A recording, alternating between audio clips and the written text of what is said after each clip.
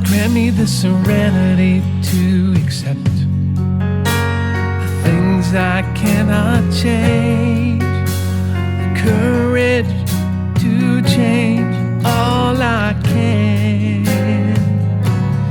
and the wisdom, yes, the wisdom to know the difference.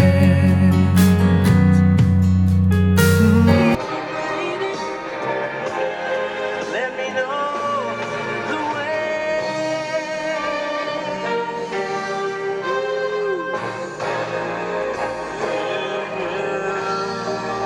Oh my, those are so great.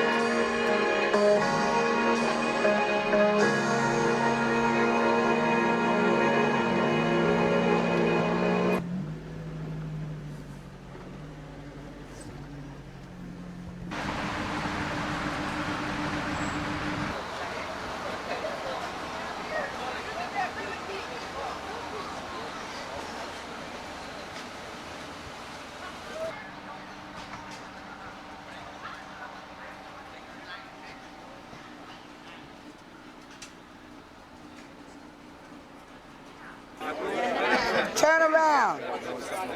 Yeah. I called you back about Thank you. 7:15. See if you didn't fall back asleep, and I got the recorder, so I knew he was gone. Huh? That's Dr. Bob's blood dog, right? I'm not sure. I think he's an adopted son to that. I'm here with my fellow drunks, my brothers and my sisters. And remember a man that started it all for all of us, Dr. Bob. You know, when I get around this time, I always pick up the book, Dr. Bob and the good old timers, and I read back through that thing, and I got goosebumps all over me just thinking about what happened here in Akron, Ohio on June 10th, 1935. You know, God started something through two ex-drunks that nobody had been able to do. Nobody had ever been able to get the drunks sober. And not just sober, but happy. Get back in the mainstream of life. Just digging it, just enjoying life. And like most things in Alcoholics Anonymous, there's a real dichotomy there. He took a kind of a shaker and a mover out of New York, a hustler, if you will. And he took a doctor out of Akron who was a pretty laid-back guy most times. And he put them together, and you know, the more I read of AA and the more I read of the history, I'm both of them. Both halves are me, you know, I'm kind of both. I can be a hot dog, but I can be laid back. And I think we're all kind of like that. We've all got a common bond, and that's the disease of alcoholism. You know, Dr. Bob liked big, fast cars. They tell me he had a great sense of humor. He loved a good joke. But he was also a very gentle man. There's a thing with doctors that I guess sometimes their egos get a little large, and maybe they don't treat the nurses right all the time. They said Dr. Bob wasn't like that. He was very kind and very understanding. Just a gentle, gentle person. And that's the kind of guy I always wanted to be. I think we all did. So God kind of threw this thing together, and he said, I'm going to take care of the kids. And he's done it. You know, we're here today. 53 years AA's been working.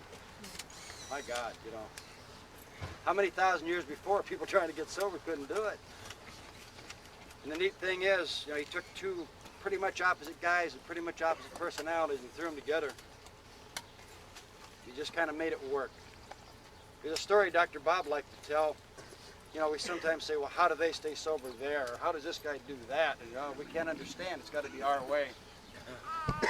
There's a story I read about Dr. Bob that one of his babies, I guess, had come back from out of town, and where he had been, they did it different than we do it in Akron. And the guy was a little upset about it. He said, I couldn't stay sober like that. They said, Dr. Bob just got him aside and said, you know, there's a little story. There's a white man put some flowers on his dead friend's grave, and he looked up and he saw a yellow man, a Chinese person, putting food on his friend's grave. And the white guy kind of chuckled and he says, when's your friend going to come up and eat that? The Chinaman said, when your friend comes up and smells those.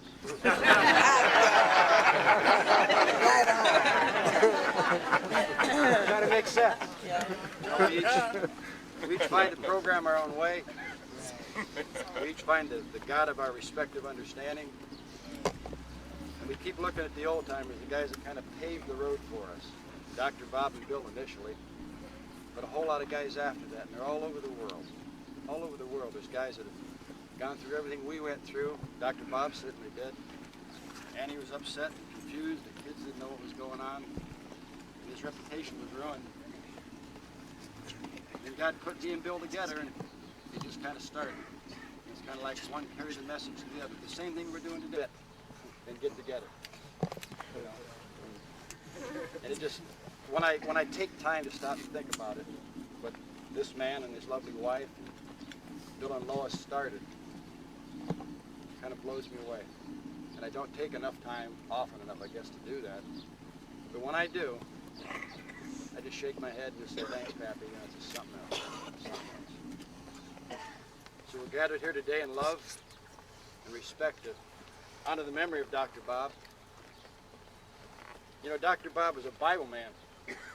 And they say his three favorite books of the Bible were the book of James, Sermon on the Mount, and 1 Corinthians 13. You know, if you read those, they all deal with love. They all deal with love. And I'm told that his favorite was 1 Corinthians 13, and it talks about faith, hope, and charity, all the way through. I've read it time after time. And it also says that the greatest of these is charity. Without charity, nothing else really matters. It just doesn't matter. And if you look in the dictionary, it tells you charity is one thing. It's like you give a gift to someone who needs something, or somebody in need.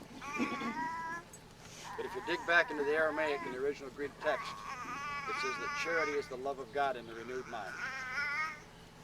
And what that means is each day I get up and ask God to keep me sober, I'm renewing my mind. Each time I read the big book and I work the steps or I go to a meeting, I'm doing that.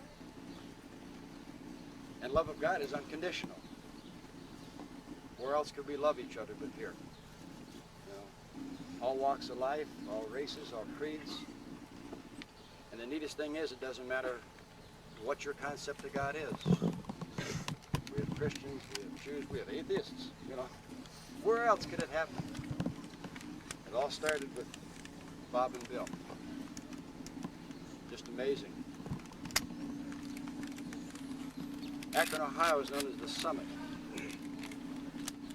What more fitting place could you start than at the top? To help a bunch of people who've gone as far down as you can go. The worthless, the helpless, the hopeless. We've all been there, or we wouldn't be here. And it's just, to me, it's God's great miracle. Just a great miracle. You know, we have Founders Day each year, and I don't really think that the facility means anything, and it's not the food, and it's not the tickets, and it's not the parking places. It's the fact that we're all here bound by love. You know, love's the bottom line to all of it. You know, most of us couldn't love anyone, let alone ourselves. I couldn't love a black person, or a man with a beard, or a tall man, or a skin man. And I'm no different. I'm not unique. I know that. We all had that burning hate inside, and lack of worth. You know, we didn't like anything about ourselves. We come here today, and we can look each other in the eye and say, "Hey, I love you." We can stand tall. We can walk out in that world where it's not always so neat. A lot of it's because of what Bob did, Bob and Bill. They just gave us kind of a new start. And you see the young ones coming in, God bless, you know. Some of us were a little old when we got here. But you see the young ones. I heard a guy lead up at Founders Day. He said, "You young ones coming in today are the old timers of tomorrow." You could be an old timer at age 45. Can you imagine that? I'm older than that, and I'm not an old timer. Pushing 50, actually. But the miracle of it all is that we can, one day at a time, stay sober. With the grace of God and each other. You know, we need each other. We needed Bob, we needed Annie, we need Bill, Lois. And right now we need each other. And the love we have is the greatest gift. The greatest gift of all is the ability to love and be loved. And we didn't have that. The neat thing is, there's a lot of people out there that need that. And they don't have our God-given program to come to. Maybe they're not drunks. They're just hurt. And the big book says, you know, the hand of AA should always be there. It doesn't just say to drunks. You know, we get a chance to carry the message to anybody. The message that Bill and Bob kind of put together here in Akron, Ohio, June 10th, 1935. I heard a preacher once on TV say that, and I turned him off. This was about 6 years ago. I used to listen to the man, and he said, you know, you look around, there really aren't that many miracles.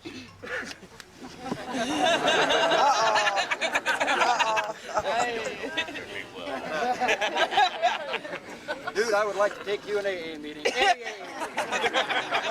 Anywhere in the world. And language is not a barrier. Because we all speak the language of love from the heart. And ain't that something? Ain't that something?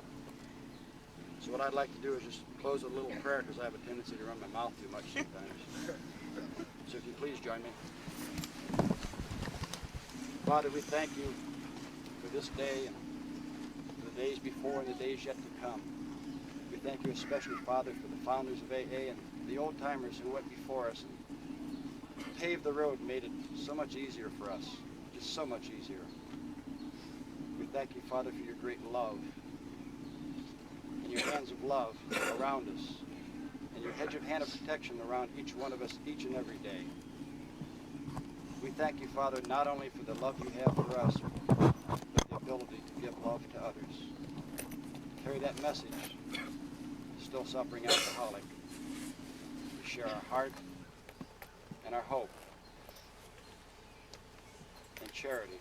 The greatest of all is charity, and that's your love through us to others. Would those who care to help me close with the Lord's Prayer?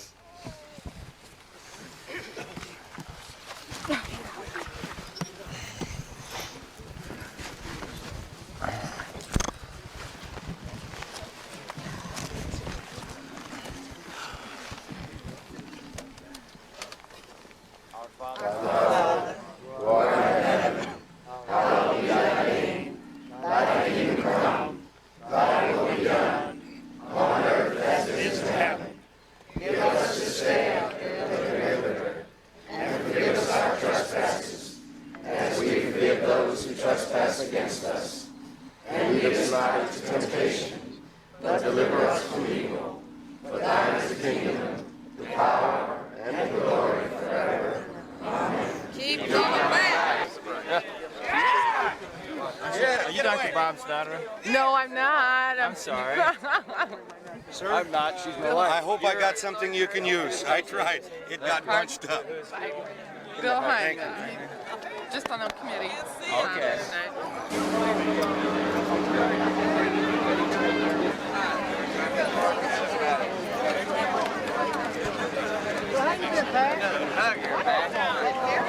That's what I heard. Yeah. Come on. And here we have Betty.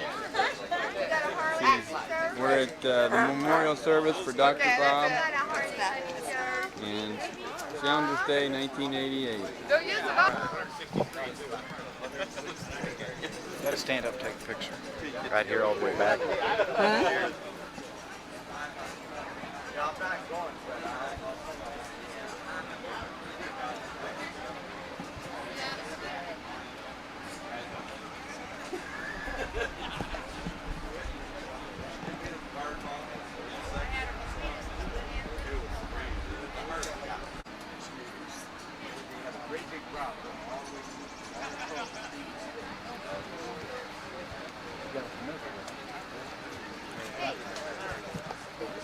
Hey, you're awake, huh?